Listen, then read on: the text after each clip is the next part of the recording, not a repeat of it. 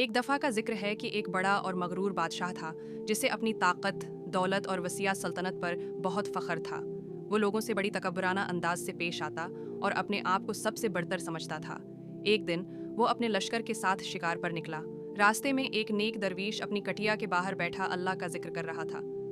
درویش کے چہرے پر سکون، سادگی اور نورانیت تھی۔ بادشاہ کا لشکر شور مچاتا ہوا وہاں سے گزرا۔ بادشاہ نے درویش کو دیکھا اور اپنے گھوڑے کو روکا۔ اس نے تکبرانہ لہجے میں درویش کو پکارا، اے فقیر، کیا تم جانتے ہو کہ میں کون ہوں؟ میں اس ملک کا بادشاہ ہوں۔ تم ایک ادنی فقیر ہو اور تمہاری کوئی حیثیت نہیں۔ تمہیں میری آمد پر کھڑا ہونا چاہیے تھا۔ درویش نے آرام سے نظر اٹھائی۔ اس کے چہرے پر کوئی خوف یا گھبراہٹ نہیں تھی، بلکہ ایک پرسکون مسکراہٹ تھی۔ اس نے نہایت نرمی سے جواب دیا، اے بادشاہ سلامت، میں جانتا ہوں کہ آپ کون ہیں۔ آپ ایک انسان ہیں، اللہ کے ایک بندے ہیں جس طرح میں ہوں، اور مجھے کیا ضرورت ہے آپ کے لیے کھڑا ہونے کی؟ آپ کا یہ تخت و تاج تو عارضی ہے، اور آپ کو بھی ایک دن میری طرح اسی زمین میں دفن ہونا ہے۔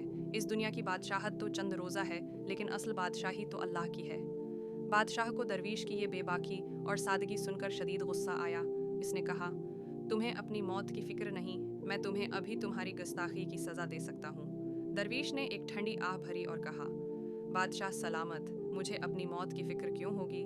میں تو ہر پل اس ذات کی یاد میں رہتا ہوں جس نے مجھے پیدا کیا ہے۔ موت تو ایک حقیقت ہے جس سے کسی کو فرار نہیں۔ اصل فکر تو اسے ہونی چاہیے جو اس دنیا میں اپنا حساب خراب کر رہا ہو۔ بادشاہ درویش کی باتوں سے کچھ دیر کے لیے خاموش ہو گیا۔ اس کے غرور پر چوٹ لگی تھی، لیکن درویش کے الفاظ میں ایک سچائی تھی۔ بادشاہ چلا گیا، لیکن درویش کے الفاظ اس کے ذہن میں گونجتے رہے۔ وقت گزرتا گیا، بادشاہ کے دل میں درویش کے الفاظ نے جگہ بنانی شروع کی۔ اس نے اپنے آپ میں تبدیلی محسوس کی۔